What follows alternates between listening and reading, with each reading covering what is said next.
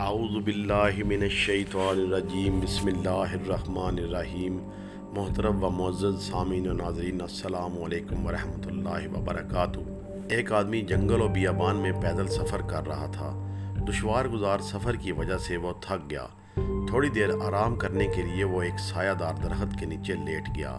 تھکاوٹ کی وجہ سے اس پر نیند کا غلبہ ہو گیا۔ دور سے ایک عقل مند گھڑ سوار آ رہا تھا۔ کچھ فاصلے پر اس گھڑ سوار کی نظر اس سوئے ہوئے آدمی پر پڑی، جس کے چہرے پر ایک سیاہ سانپ بیٹھا ہوا تھا۔ سوئے ہوئے آدمی کو اس سانپ سے بچانے کی خاطر وہ گھوڑے سے نیچے اترنے ہی والا تھا کہ وہ سیاہ سانپ اس سوئے ہوئے آدمی کے منہ میں داخل ہو کر اس کے پیٹ میں چلا گیا۔ گھڑ سوار نے جب یہ ماجرا دیکھا تو اس نے سوچا کہ سانپ کو اس کے پیٹ سے کس طرح نکالنا چاہیے۔ فوراً اسے ایک ترکیب سوجی۔ اس نے سوئے ہوئے نادان غافل آدمی کو ضرب زور سے 2-4 گھونسے مارے۔ وہ بلبلا کر اور ڈر کر اٹھا اور گھبرا کر بھاگا۔ سوار نے بھی اس کے پیچھے پیچھے بھاگنا شروع کر دیا۔ راستے میں ایک سیب کے درخت کے نیچے کچھ کچے پکے سیب گرے ہوئے تھے۔ سوار نے اسے کہا، یہ سیب اٹھا کر کھانا شروع کر دو، ورنہ میں تمہیں مار مار کر تمہاری جان نکال دوں گا۔ وہ مرتا کیا نہ کرتا، اس نے کچے پکے سیب کھانے شروع کر دیے۔ جب وہ سیب کھا کھا کر تھک گیا اور اس کے معدے میں گنجائش نہ رہی تو اس کا جی متلانے لگا۔ پھر اس گھڑ سوار نے کہا کہ میرے آگے آگے بھاگو، اگر کہیں دم لیا تو میں تمہیں جان سے مار ڈالوں گا۔ وہ مسافر پھر دوڑنے لگا۔ جب دوڑتے دوڑتے تھک کر سستانے لگا تو گھڑ سوار نے پھر اسے ایک زوردار گھوسا رسید کیا۔ وہ بیچارہ ہاتھ جوڑ کر کہنے لگا، میں نے تمہارا کیا بگاڑا ہے؟ آپ مجھے کس جرم کے عوض سزا دے رہے ہیں؟ کم از کم اس طرح مجھے تڑپا تڑپا کر تو نہ مارو۔ کیسی وہ منحوس گھڑی تھی جب تیری نظر مجھ غریب پر پڑی تھی۔ اے اللہ کے بندے، نہ میں نے کسی کی امانت میں خیانت کی ہے اور نہ ہی میری کوئی اور تقصیر ہے جو تم مجھے اس طرح ستا رہے ہو۔ دیکھنے میں تو تم ایک مسلمان لگتے ہو، لیکن ایسا بے جا ظلم تو کوئی کافر بھی نہیں کرتا۔ گھڑ سوار نے سے کہا، اگر تو جان کی امان چاہتا ہے تو ناک کی سیدھ میں بھاگتا جا، تھوڑی دیر بعد تمہیں خود ہی پتہ چل جائے گا۔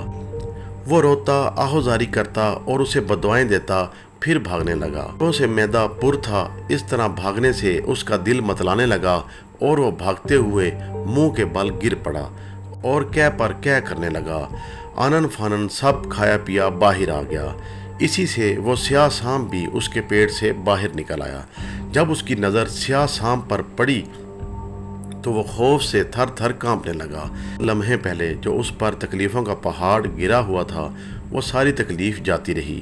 پھر وہ بے اختیار اس عقل مند گھڑ سوار کے قدموں میں گر پڑا اور گڑ گڑا کر اپنے گلے سنے کی معافی مانگی کہ تو میرے لیے رحمت کا فرشتہ ثابت ہوا ہے۔ اب اسے سمجھ آئی کہ اس گھڑ سوار نے کس غرض سے اسے مارا پیٹا اور دوڑا بھگایا۔ اس نے گھڑ سوار کا دل و جان سے شکریہ ادا کیا کہ تو میرا سردار اور ولی نعمت ہے۔ مبارک تھی وہ گھڑی کہ تو نے مجھے اس حالت میں دیکھ لیا، ورنہ میرا تو کام تمام ہو چکا تھا۔ تیرے سبب سے اللہ تبارک تعالیٰ نے مجھے نئی زندگی عطا فرمائی ہے۔ افسوس کہ تو مجھ پر ماؤں جیسی شفقت کرتا رہا اور میں تجھ سے گدھوں کی طرح بھاگتا رہا۔ اے اللہ کے نیک بندے، اگر مجھے معلوم ہوتا کہ تو دراصل میرا خیر خواہ اور محسن ہے تو میں اپنی زبان سے بےہودہ بکنے کی بجائے تیری تعریف میں رغم اللسان رہتا۔ تیری خاموشی نے مجھے غلط فہمی میں مبتلا کر دیا۔ اگر نیک بخت تو مجھے حقیقت حال سے آگاہ کر دیتا تو میں اپنے محسن کو ایسے برے الفاظ سے یاد نہ کرتا۔ گھڑ سوار نے کہا، اگر میں اس بات کی طرف ذرا بھی اشارہ کر دیتا کہ تیرے پیٹ میں سانپ چلا گیا ہے تو اسی وقت دہشت سے تیرا پتا پھٹ جاتا اور تو اپنی جان سے ہاتھ دھو بیٹھتا۔ اس وقت نہ تجھے کچے پکے سیب کھانے کی ہمت پڑتی اور نہ ہی کہہ کا طریقہ تجھے سوچتا۔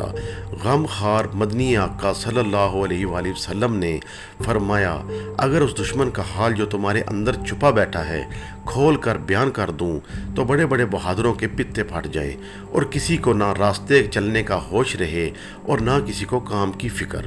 ناظرین گرامی، اس میں یہ درس حیات ہے کہ جس چیز کو تم زحمت سمجھتے ہو شاید وہ تمہارے حق میں رحمت ہو۔ دانا دشمن نادان دوست سے بہتر ہے۔ تعلیم و تربیت کے معاملے میں والدین اور اساتذہ بچوں پر جو سختی کرتے ہیں وہ بچے کے حق میں بہتر ہوتی ہے، مگر بچہ نادانی اور بے خبری کی وجہ سے اس سختی کو ظلم اور ستم اور زیادتی سمجھ کر اپنے مستقبل کی راہوں کو تاریک کر لیتا ہے۔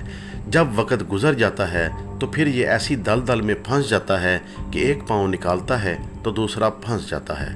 اللہ تبارک تعالیٰ سے دعا ہے کہ اللہ پاک ہمیں دانائی اور حکمت کی باتوں پر عمل کرنے والا بنائے۔ آمین ثم آمین۔